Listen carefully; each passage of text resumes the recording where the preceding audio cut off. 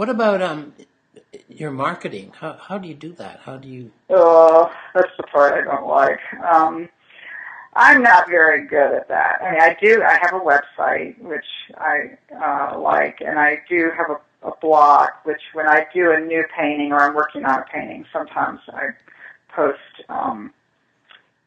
post it in progress and talk a little bit about what I'm doing with it and what my intentions are and that kind of thing.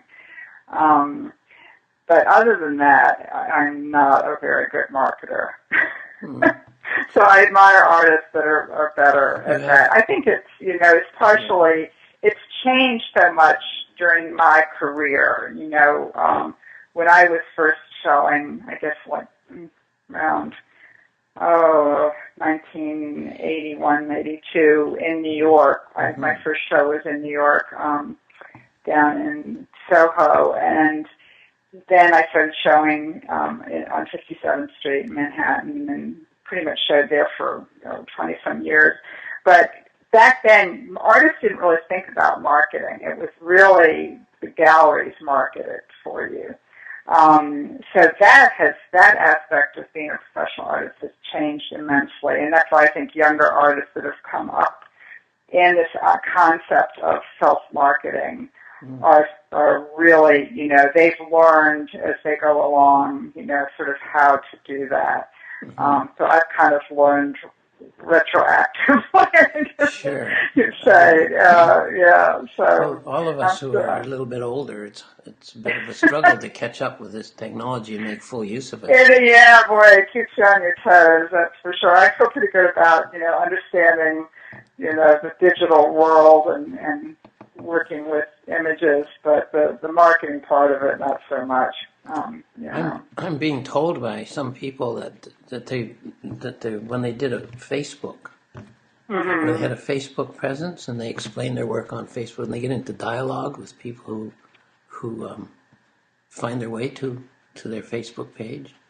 So I think that can really work, but you have to have the time. Yeah. You have to have a lot of time to sit there and do that. Like there's an artist who I somehow follow. I do have a Facebook, but I don't put my work on it though. Instead, I'm real involved with rescue organizations for rescue dogs. So my Facebook is all dogs. So I lose friends really fast because all I do is put up dogs that are for adoption. Well, isn't that? But anyway, but I do follow an artist on Facebook who I think does it very successfully, but he must post, 10 times a day, something. Oh my goodness. Yeah, and I'm just. Do you mind my asking? Who is that? Who would that be? That's not. Well, maybe I better not. But kind of beautiful, fantastic painter. I'll say that. Really good painter. But somehow he's either that or he's got somebody posting for him. Wow, that's amazing. But wonderful paintings. So even the work with the foundation or whatever with animals, some artists I've been talking to, they have some kind of an interest like that, where they sometimes they do shows with or alongside of events.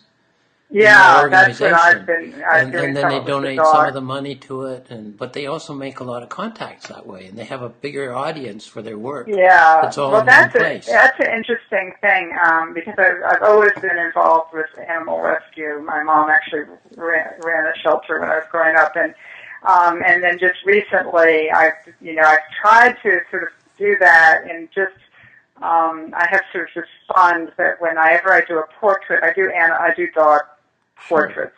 Again, I'm going to use the term portrait loosely too.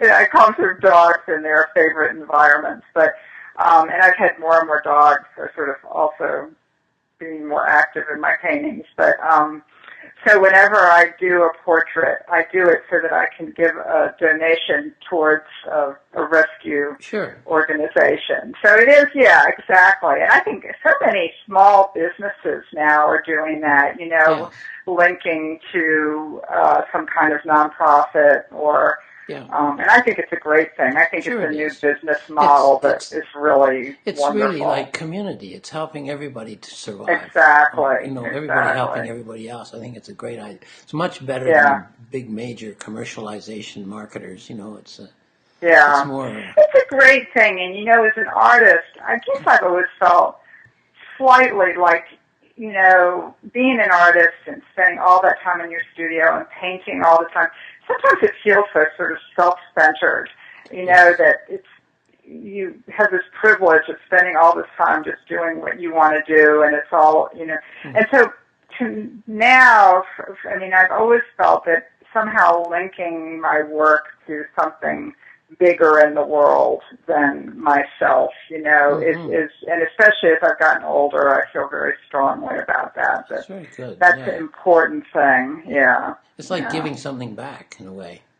It is, and it kind of makes it more legitimate somehow. Yes. Sure. It makes it just feel like it's something more, if it can do something good. Then it's more important, and it gives some sort of, It's better like intention. It's making me think of someone else. Another one of our customers that I've interviewed, Valerie Larco. I don't know if you know her work. Who's an artist in Brooklyn. She goes right out on the street and paints stuff right there. She'll spend 3 months taking her canvas out to the street and working on it right there in front of whatever it is she's painting. And so she becomes part of the community when she does that. Exactly. She's just another factor in the community. She's not locked up in her little studio all the time. Yeah, she doesn't take photographs and go away. She goes there. Right. I think that's nice. A lot of contemporary artists that's a really, she's doing it in a really direct way, but I think more and more artists are feeling or being more active in their community and trying to incorporate their work in that way. Even if their work is very private, it doesn't necessarily have to be reflected in the content or in the style or whatever they're doing in their work, but just being a part of society, rather than, I think it's a different concept than it was, I think that's nice. That's very good. I think I think it's just a great thing overall. Well, thank you very much. This has just been great. Good.